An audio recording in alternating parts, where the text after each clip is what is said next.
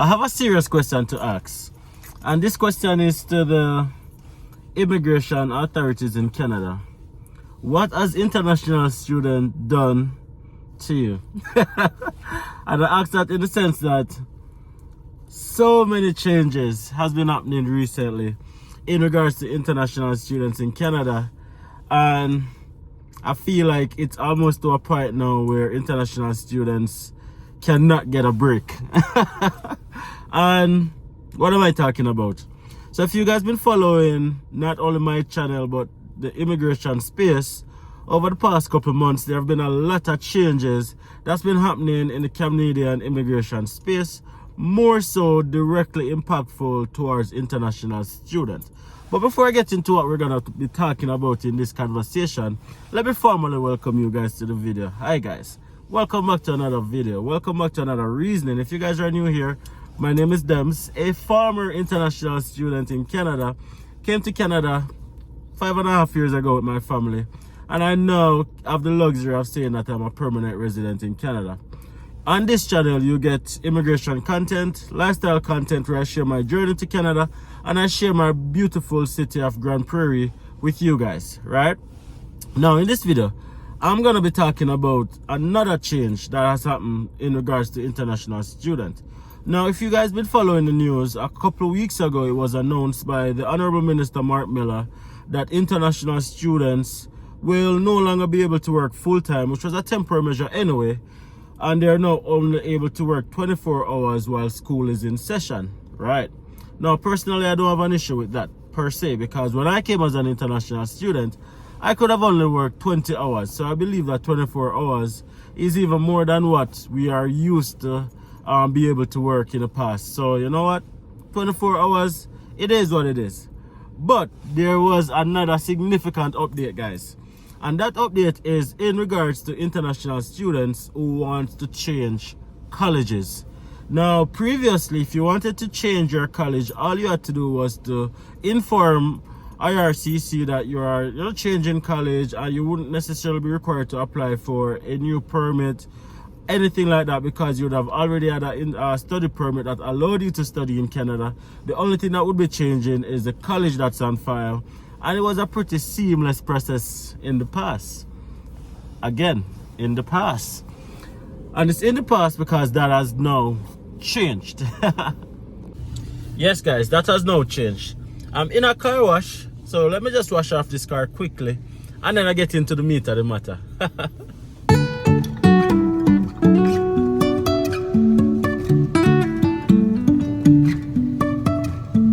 Life is a winding road, no telling where it goes. Driving through days and nights, won't stop for traffic lights. And I really wanna know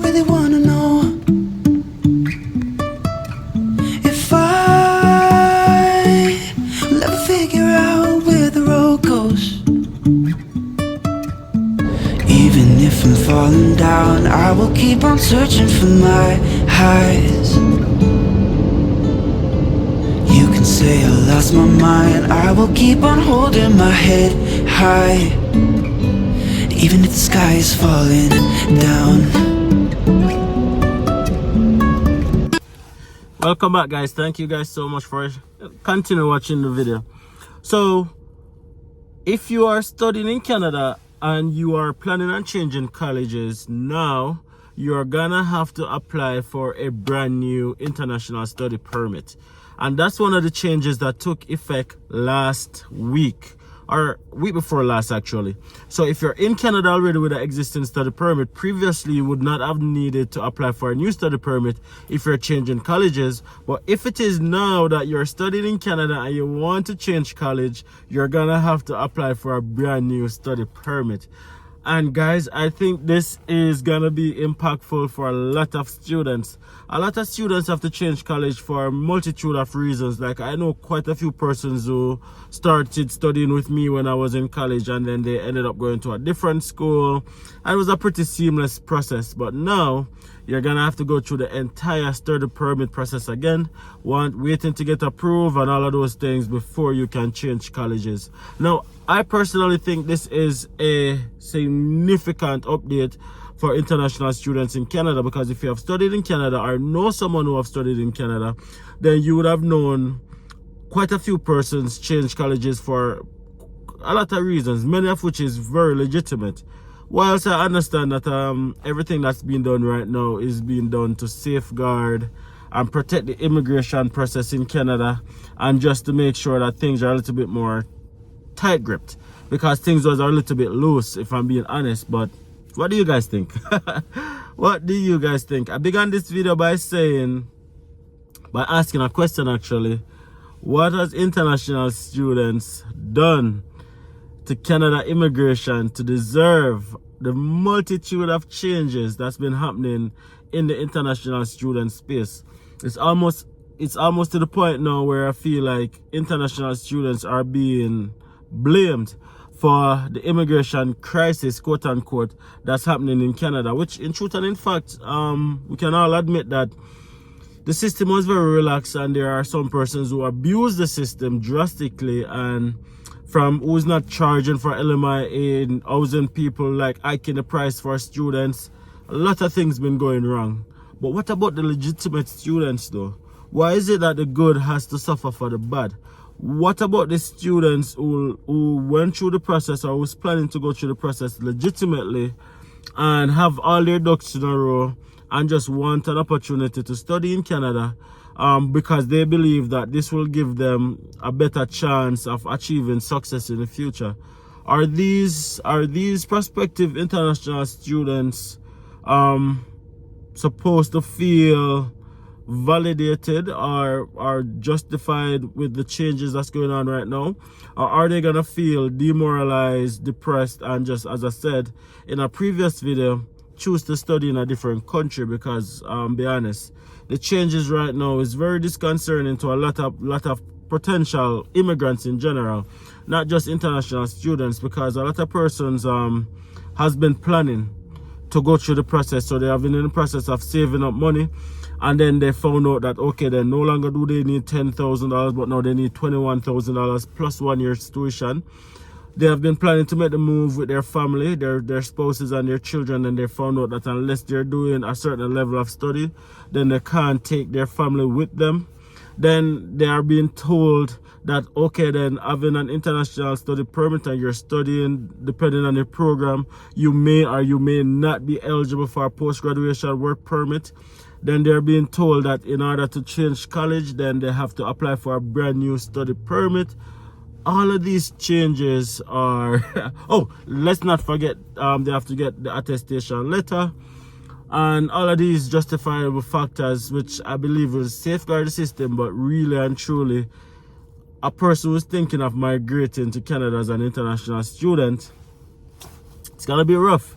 It's gonna be tough mentally, and a lot of persons are gonna look into different countries. I've spoken to quite a few of you guys who have decided that, yeah, you know what, probably Canada is not the goal anymore.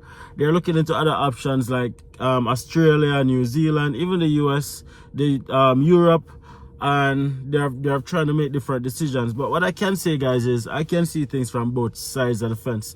And somebody made a comment the other day, and they said that, hey, listen, I would never thought that I would be making a comment like this as an immigrant, but I believe that immigration was getting out of control, and I am in agreement with all the changes that's going on. And they see that it's going to be beneficial to the country in the long run.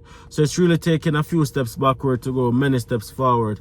And whilst I can understand that perspective as well, but as a former international student who's been through the process and was blessed with the opportunity to come to Canada with my wife, with my family, and to be able to create a very, very fulfilling life here in Canada we can't help but to sympathize with those who wanted a similar dream, or not wanted, but had a similar dream and wanted a similar opportunity to move to Canada legitimately and contribute positively to the Canadian economy and society. So I can definitely understand and sympathize with those persons. And for all the persons who are abusing the system, and it goes back to all the persons who were doing videos about Canada is not worth it, and Canada is in a crisis, and all of these things, and don't come to Canada, and all of these videos, that wave that was going on a year or so ago. This is the end result.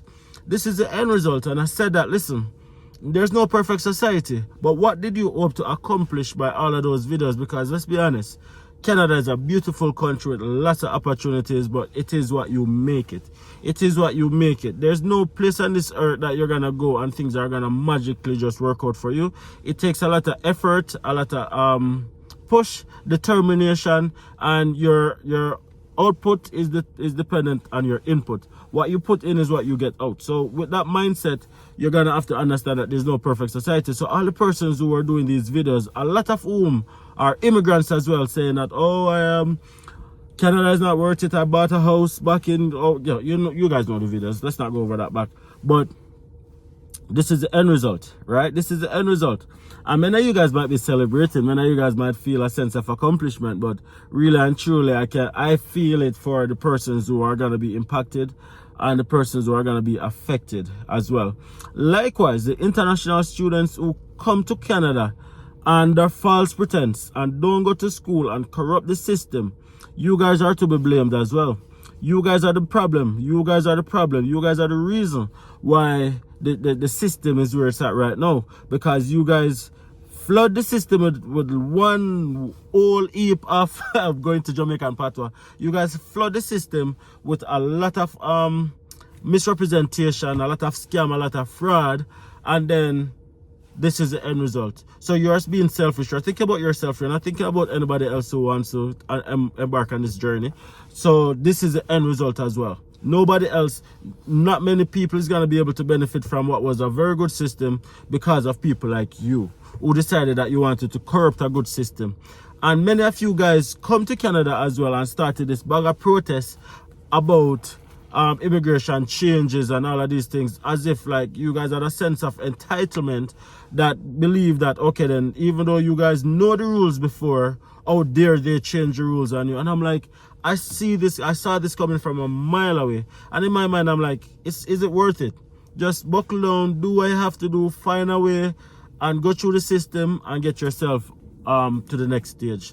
That's it. Why are you protesting and going like, come on people, come on guys? And whilst I know you guys are gonna comment underneath this video, and I know you guys are gonna blame one specific demographic, but let's be honest, you have unscrupulous people in all demography, right? So we're not singling out a specific demographic. So if you have been fraudulent, this is for you as well, regardless of where you're from, regardless of your ethnicity, regardless of your background. It was a very good system until people started to take advantage of a good system. And this is the end result. This is the end result. Anyways, I feel like I'm ranting too much right now.